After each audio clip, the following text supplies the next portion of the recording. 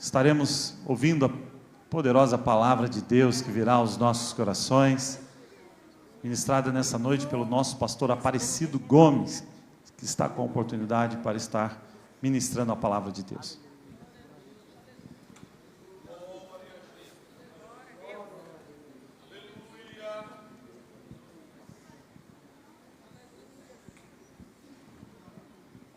Meus amados irmãos, eu vos saúdo com a paz do Senhor. Amém. Quero dizer que estamos felizes, alegres por poder estarmos aqui e gratos a Deus pela sua misericórdia, podermos nessa noite sermos aqui otorgados a falar a palavra do Senhor Jesus. Quero aproveitar que os irmãos estão sobre os pés. Evangelho segundo escreveu Mateus, capítulo 3, glória a Jesus. Evangelho de Mateus, capítulo 3. E naqueles dias apareceu João Batista pregando no deserto da Judeia e dizendo: arrependei-vos, porque é chegado o reino dos céus. Porque este é o anunciado pelo profeta Isaías, que disse: voz do que clama no deserto, preparai o caminho do Senhor, endireitai as suas veredas. E este João tinha seu vestido de pelos de camelo e um cinto de couro em torno de seus lombos, e alimentava-se de gafanhoto e mel silvestre.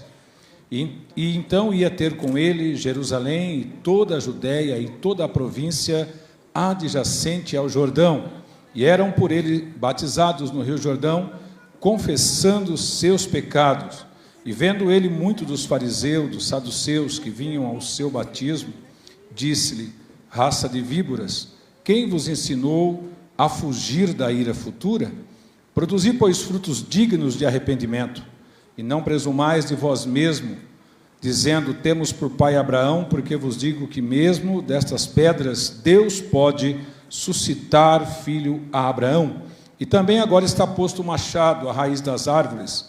Toda árvore, pois, que não produz bons frutos é cortada e lançada no fogo. Eu, em verdade, vos batizo com água para arrependimento, mas aquele que vem após mim é mais poderoso do que eu, cujas alpargas não sou digno de levar. Ele vos batizará com o Espírito Santo e com fogo.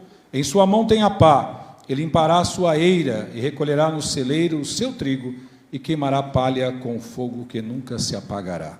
Amém? Amém. Podeis tomar o vosso assento. Quero agradecer a Deus por esta oportunidade, também agradecer a confiança do nosso pastor presidente, pastor Leidir, na pessoa do pastor Anaziel, por permitir que nós, nessa noite, compartilhamos um pouquinho daquilo que Deus tem nos dado. Confesso aos irmãos que não sou ansioso para pregar e também não corro atrás de oportunidade. Pelo contrário, sempre procuro esquivar-me, não porque não queira falar, é porque quem fala tem muita responsabilidade. E a obra de Deus precisa de muito cuidado, muita atenção, muita responsabilidade, e também precisamos ser dependentes de Deus para fazer esta obra. Vendo esta igreja tão linda, que nessa terça-feira veio buscar algo de Deus, e quando eu fui avisado hoje, eu fiquei pensando: o que vou falar? Mas eu orei a Deus, e como essa palavra está tão forte dentro do meu coração, preguei ela esses dias, e o Senhor acabou enriquecendo mais um pouquinho, e eu queria compartilhar com vocês esta palavra sobre um acontecimento tão maravilhoso. Esse mês, falando sobre esperança, tema dado pelo nosso pastor, e eu fico pensando: que esperança? Qual esperança que eu e você estamos tendo nesses dias que nós estamos vivendo? Dias de transtorno, dias de mudança, de incompreensão, de muita violência, de muita maldade sobre a face da terra, dias de incerteza em que até mesmo os crentes, muitos estão bastante preocupados com esses dias que são dias tenebrosos, dias estranhos, por que não dizer dias esquisitos para a igreja do Senhor Jesus? Vendo aqui essa quantidade de obreiros, eu me pergunto o que eu estou fazendo aqui. Mas certamente, assim como pela misericórdia de Deus, aprendo com eles, Deus também pode ter misericórdia e permitir que eu fale algo nessa noite. Quando eu estava pensando nesse texto, eu fiquei pensando sobre João Batista, um pregador que deixou marcas profundas dentro da Bíblia, um homem que marcou a sua época, embora não tenha realizado milagres, embora não tenha aberto o Jordão, feito cair fogo do céu, mas ele marcou a mudança do Velho para o Novo Testamento, quando ele aparece pregando a palavra de Deus. E eu estava analisando esse texto e fiquei pensando, naqueles dias apareceu João Batista pregando no deserto da Judéia. E a gente de vez em quando dá uma viajada nos textos, e eu pensei, se fosse eu estaria pregando na porta do templo, porque tinha muita gente. Eu estaria pregando lá no Muro das Lamentações. Eu estaria pregando nos grandes centros comerciais de Jerusalém. Eu estaria na beira do caminho das estradas romanas, para que todos que ali passassem pudessem ouvir que eu estaria pregando a palavra de Deus. Se fosse eu estaria bem vestido, tentando chamar a atenção para que alguém notasse alguma coisa e pudesse ser atraído por algo e que eu pudesse vender o meu produto. No caso, a palavra do Senhor. Mas eu vejo nesse profeta chamado, escolhido, direcionado por Deus, um pastor correndo contra o tempo para fazer acontecer e cumprir a palavra do Senhor Jesus. E a Bíblia diz que apareceu João Batista pregando no deserto da Judéia. Deserto é lugar de solidão, é lugar de tristeza, é lugar de ausência de coisas, é um lugar onde nós vivemos um ambiente de frieza, e até mesmo para muitos o deserto significa um lugar de frieza espiritual, superficialidade religiosa. Para isso precisamos revisar essa mensagem. Um profeta que não buscava aplauso, mas transformação. A sua voz ecoava no deserto, clamando por uma única coisa que mexe com a história da igreja: arrependimento. João Batista pregava arrependimento, santidade, verdade. E a Bíblia diz que ele veio para preparar o caminho do Senhor. E eu fico vendo hoje, irmãos, que arrependimento é algo que já não está muito na moda. É algo que já é mais fácil alguém jogar a culpa no outro, apresentar as suas escusas. Nós estamos vendo aí o meio jurídico como é que está terrível e outras coisas mais. Joga a culpa no outro, mas não assume o erro. Ninguém pode falar assim: me desculpa, me perdoa, eu falhei, eu errei, eu estou no caminho errado. E quando eu olho para esse texto, eu preciso voltar um pouco no tempo e observar que, nesse momento em que João estava profetizando, a história diz que fazia 400 anos que Deus não falava, que não havia manifestação, que não havia profecia, havia um silêncio imensurável nas terras de Israel. Aquele povo, o povo escolhido de Deus, o povo que foi direcionado para ser a nação santa, estava agora vivendo um período de solidão espiritual. Deus não falava com eles, não tinha mensagem, não tinha profecia, e por isso eu também fiquei olhando para o texto e tentando entender por que João foi para o deserto. E por que ele não pregou em Jerusalém, nas grandes cidades israelitas? É porque Deus queria falar com aquele povo, dentro da necessidade daquele povo, na sua escassez de espiritualidade, na sua escassez de santidade. Porque se você olhar um pouquinho para trás, lá no livro de Ageu, você vai ver Deus falando com eles, cobrando uma postura deles. Olha, é tempo para vós de habitar nas vossas casas estucadas? Vocês estão vivendo o melhor da terra, tem tudo. Vocês têm do bom e do melhor, e vocês estão dentro de casa. Mas a minha casa está deserta. Eu estou esperando vocês, mas vocês estão preocupados com a vida social, com a vida material. Vocês estão preocupados com status, com posição.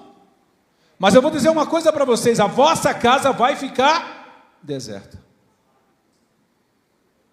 E a gente vê o profeta falando, a gente fala, meu Deus, né? Profeta de Deus, povo de Deus. E aí aqui nós chegamos nesse contexto. A terra está avassalada. Há muitas doenças, há muitos leprosos, contágios, fome. Roma domina sobre eles, não tem direito, 4 tipos de impostos, está sendo cobrado daquele povo, e aquele povo não tem de onde tirar, aquele povo está, porque aqui no texto você encontra aí dizendo que estava lá os fariseus e os saduceus, os legalistas, que gostavam de apontar e falar, precisa fazer isso, fazer aquilo outro. Mas também estavam os saduceus, que viviam macunado com os romanos e dominavam o ambiente. Mas eles foram lá no deserto.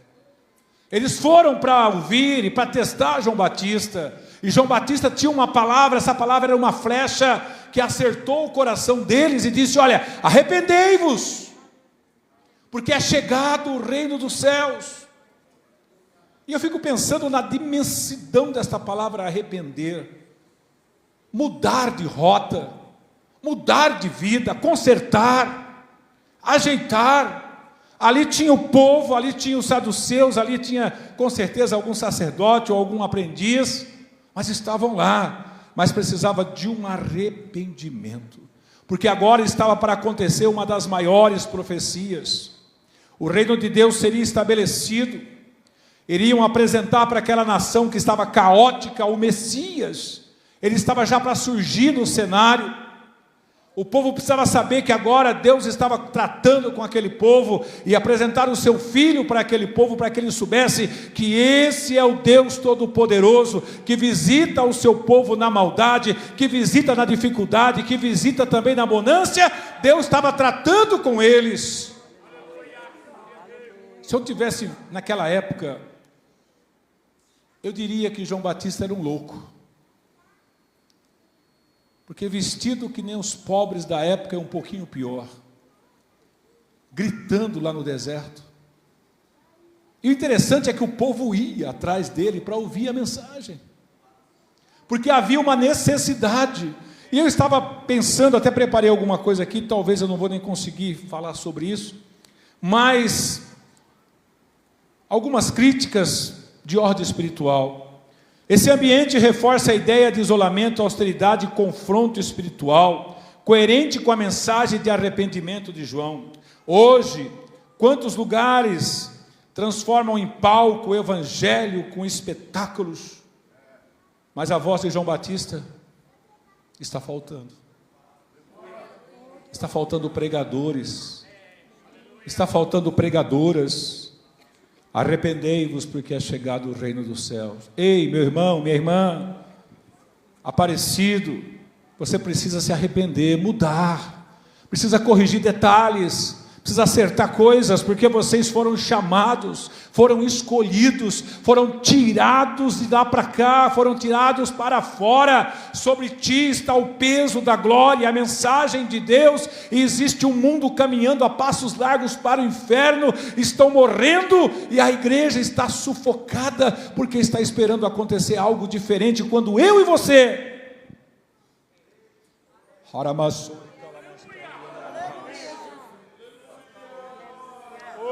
aleluia!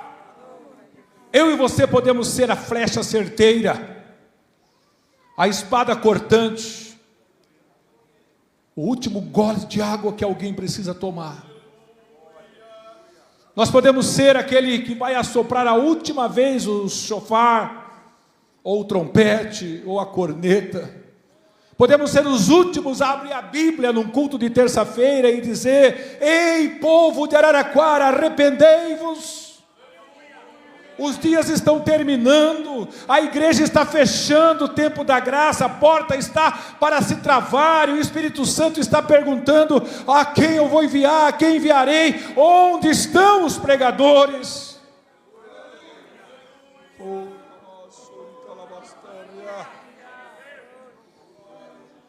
Uma mensagem precisa ter objetivo. A minha vontade é de falar coisas a respeito de mim, mas o púlpito da igreja, a mensagem do pastor, a mensagem do pregador, ela precisa ser direcionada pelo Espírito Santo, ela precisa ser movida pelo Espírito Santo, ela precisa penetrar como uma espada que penetra algo, o corpo, como chega na divisão da alma e dizer: ei, você precisa tomar atitudes. Você não pode viver numa vida raquítica, limitada, uma vida presa a medos, a insegurança, mas você precisa permitir que o Espírito Santo festeje em seu coração, festeje em sua vida, domine os teus sentidos, mude o teu paladar, o teu gosto, os teus sentidos, os teus olhos, para que você profetize. Oh, aleluia! Solidão espiritual, irmãos, é muito difícil. Eu vou tentar fazer um pensamento. Você entrar no seu quarto e ora 3, 4 horas e não há resposta. Você jejua a semana inteira e não há resposta.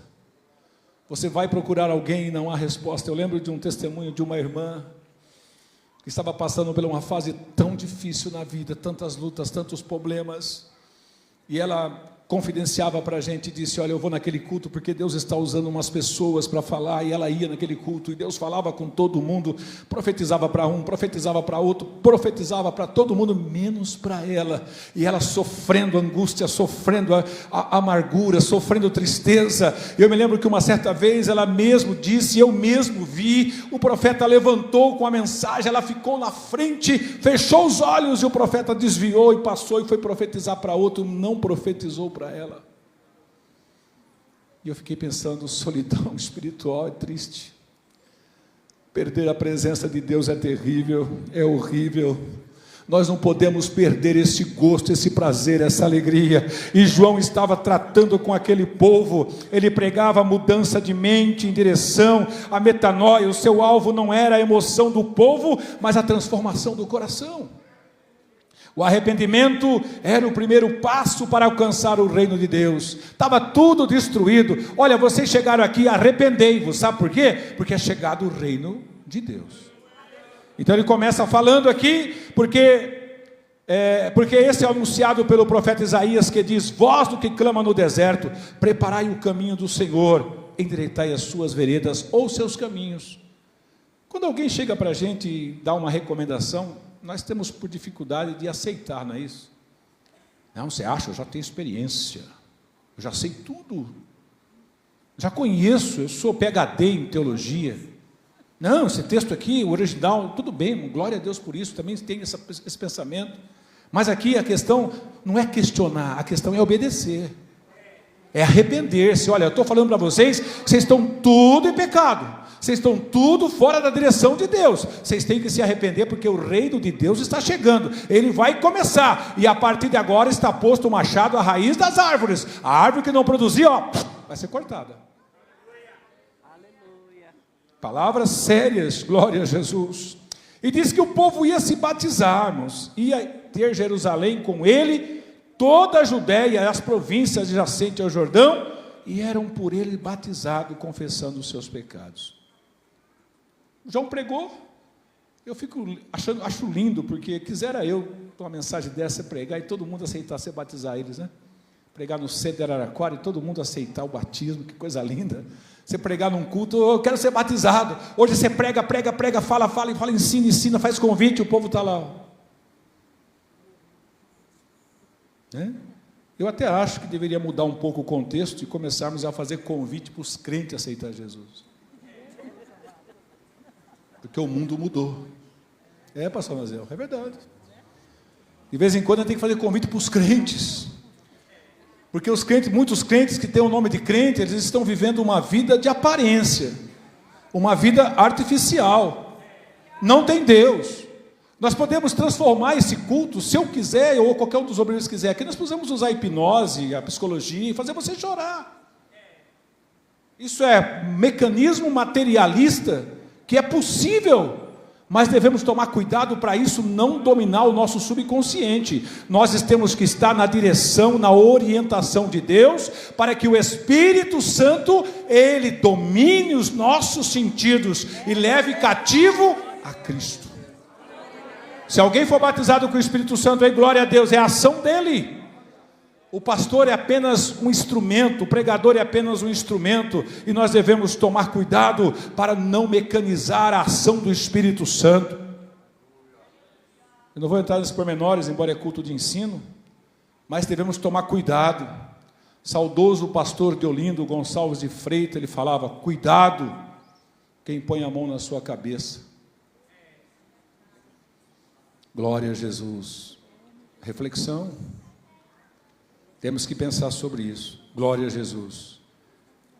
E vendo muitos dos fariseus e saduceus que vinham ao seu batismo, dizia: raça de víboras, quem vos ensinou a fugir da ira futura? Ele não estava pregando arrependimento, ele não estava pregando para o povo se consertar, o povo estava indo, tudo bonitinho, vê ele lá, e quando o povo estava lá, ele, parece que eu vou fazer aqui uma analogia, parece que eu vejo ele apontando o dedo assim, raça de víboras, quem que ensinou vocês a vir aqui? Mas ele não pregou arrependimento, e por que ele está apontando o dedo? Era uma forma de mostrar para aquelas pessoas que eles se comportavam como víboras, como cobra, esperando uma oportunidade de poder se manifestar, mas eles precisavam agora ter entendimento completo das coisas de Deus para fugir da ira futura. Eu fico observando esse mundo que nós estamos vivendo, e a qualquer momento Jesus vai voltar, e muita gente vai ser surpreendido. Isso vai causar um alvoroço muito grande.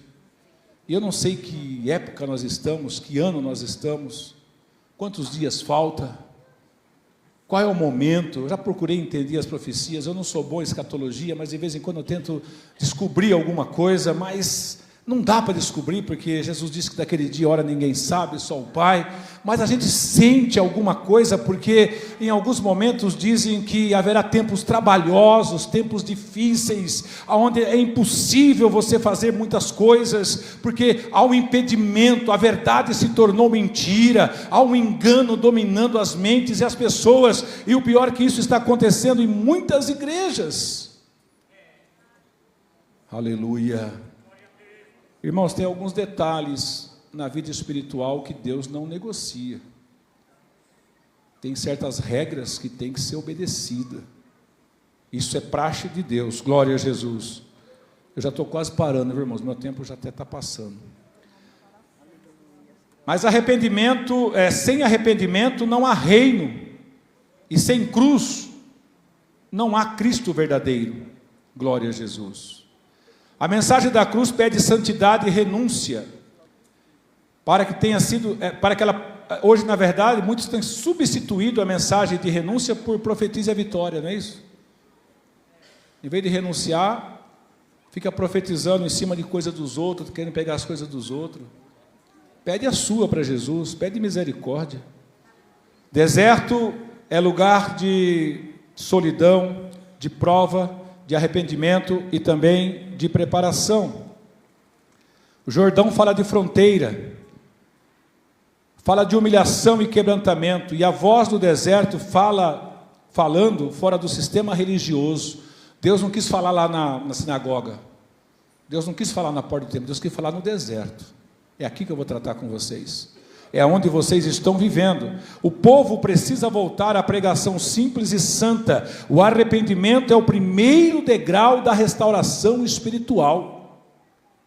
Se você quer ser restaurado, comece com arrependimento. Será que eu tenho alguma coisa para arrepender? Eu confesso que eu tenho, preciso melhorar mais. Por mais que nós melhoramos, nós ainda precisamos melhorar mais um pouco. Glória a Jesus. O batismo de João simbolizava a purificação interior, a confissão pública do pecado e o desejo de um novo começo, de mudança. Era um batismo de preparação, apontando para o que viria com Jesus, o batismo com o Espírito Santo e com fogo. Eu vos batizo com água para arrependimento, mas aquele que vem após mim é mais poderoso do que eu, e ele vos batizará com fogo e com o Espírito Santo. Louvado seja o nome do Senhor. Então, amados, arrepender para ter a unção de Deus na vida, ter graça de Deus, para ser igreja, para ouvir o toque da trombeta, para estarmos preparados, para sentirmos a glória do Senhor. Eu estive num certo lugar, eu não posso falar o nome, distante, e eu vi um trabalho muito bonito, bem organizado, mensagem muito bem elaborada, polida, uma linguagem erudita. E aí alguém disse: vamos sentir o poder de Deus, e todo mundo fechou o olho. E o eloquente que estava à frente ministrava com tanta autoridade, dizia: sinto o poder de Deus, sinto o poder de Deus. E aquelas pessoas faziam tanta força para sentir o poder de Deus, e choravam, e eu fiquei olhando, eu falei: mas eu não estou vendo o poder de Deus, não está o poder de Deus na vida deles. Eles estão vivendo um momento social, um momento de participar desse conclave aqui, mas não estão sentindo nada. O povo está sedento. Nós precisamos orar para que o Senhor derrame do seu Espírito Santo sobre os corações, para que haja contrição, para que haja emoção espiritual, mais do que a água para saciar a sede e fortalecer o coração daqueles que estão carentes. João sabia disso. João sabia disso. E João estava pregando para uma geração que precisava encontrar em Jesus a resposta. Produzir frutos dignos de arrependimento. A palavra aqui é arrependimento. E para interligar essa mensagem com o tema esperança, 400 anos Deus sem falar com o povo, mas tinha uma esperança. Deus voltou a falar através de João Batista, e depois Jesus se manifesta e começa a fazer o quê? Curar os enfermos, resolver o problema daquele povo. Eram leprosos, eram paralíticos, eram cegos. Irmãos, como você se sentiria se a nossa igreja começasse a viver uma epidemia de pessoas doentes fisicamente, leprosas, paralíticos? Você se sentiria mal. Mas esse mal estava acontecendo não era porque Deus fez, era por negligência, desobediência e descuido. Quando nós ouvimos a palavra de Deus, quando nós começamos a entender o chamado de Deus, Deus começa a produzir coisas em nossa vida. Deus começa a transformar corações, Deus começa a levantar novos obreiros, Deus começa a levantar pregadores, Deus começa a levantar cantores, cantoras, Deus começa a levantar líderes de departamento para fazer a obra do Senhor, e é algo que Deus coloca no coração, é uma ansiedade que Deus insere na pessoa, e ela fica com vontade de querer fazer, porque é o Espírito que agita ele, que agita ela.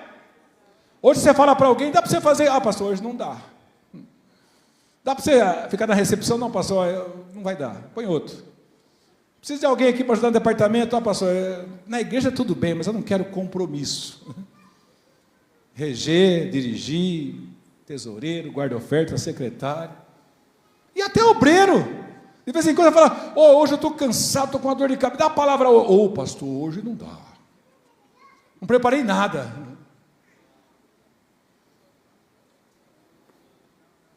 É presbítero, é pastor, é diácono. Eu lembro que quando eu era cooperador, ainda sou cooperador, mas quando eu era cooperador, eu preparei a mensagem durante mais de 6 anos. Todo dia eu preparava a mensagem, nunca me davam oportunidade. Mas eu falei: mas se dá, está aqui. Eu preparei e guardei, nunca pedi, mas fiquei lá quietinho, a mensagem estava lá guardada. Aí quando eu percebia que ela estava meio desgastada, eu preparava a outra e deixava aqui. Essa é para o culto de ensino, essa é para o velório, essa é para um casamento. Vai que de repente eu estou aqui. Aí depois de 6 anos, Deus usa o pastor lá e, irmão Aparecido, vem dar uma palavra. Eu falei, é hoje. Saí lá de trás alegre, fui lá no púlpito, abri a Bíblia. Irmãos, era 8 horas da noite, eu preguei, suei, o suor descia pelo colarinho, descia pela perna da calça, eu preguei bastante, fiquei alegre, sentei no banco, olhei para o relógio, era 8h05. Glória a Deus, mas eu preguei, glória a Jesus. Uma vez eu fui num velório, não sabia quem era o morto, era uma irmã. Quando eu entrei na porta, o presbítero estava pedindo misericórdia. Irmão Aparecido, dá uma palavra. Eu estava de manga de camisa, não conhecia o morto, não conhecia ninguém, passei por acaso, sem Bíblia, mas eu dei a palavra, preparado, fazer a obra de Deus, aleluia, louvado seja o nome do Senhor. Queridos irmãos, eu pensei nessa mensagem porque João Batista pregava com autoridade, coragem, fidelidade. Ele dizia, eu não sou o Cristo, mas eu fui enviado para preparar o caminho do Senhor. Ele apontava para Jesus. Hoje muitos profetas modernos buscam visibilidade e aplauso, não tem arrependimento, não tem fidelidade. O púlpito virou plataforma de fama, e a voz que clama foi substituída por vozes que agradam. Glória a Jesus. Inovações neopentecostais criam modismos espirituais sem fundamento bíblicos, atos proféticos inventados, campanha de prosperidade, doutrina de espetáculo, movimento hipnótico, manipulação de emoções humanas que estão enganando muitas pessoas. Eu ainda, por misericórdia, não sou melhor do que ninguém, sou cheio de falha, mas é tão gostoso você sentir a presença de Deus naturalmente. Oh, aleluia! É tão gostoso você entrar no culto e sentir uma brisa, um calor. É tão gostoso você orar e sentir que alguém está te ouvindo a sua oração. É tão gostoso, o irmão cantou um hino aqui tão lindo. O Espírito Santo festejou, falou, fortaleceu. A mensagem é forte, é poderosa, ela trabalha nas emoções, e o Espírito Santo fortalece o meu e o seu espírito, para que nós saiamos daqui nessa noite, não como entramos, mas como crentes, lavados, remidos, transformados e arrependidos, e cheios de Deus. Oh, aleluia, glória a Jesus. Deus ainda procura vozes no deserto, homens e mulheres que não negociam a verdade. A igreja precisa de pregadores com ousadia de João, que não temam denunciar pecado, mas exaltar somente a Cristo, mesmo que vai perder a cabeça, mesmo que ninguém vai te dar mais oportunidade, mesmo que ninguém vai te ouvir, mas pregue, nem que for a última mensagem, mas pregue que Jesus é o Salvador, e que você e eu precisamos nos arrepender para conseguir subir no arrebatamento. Oh, aleluia!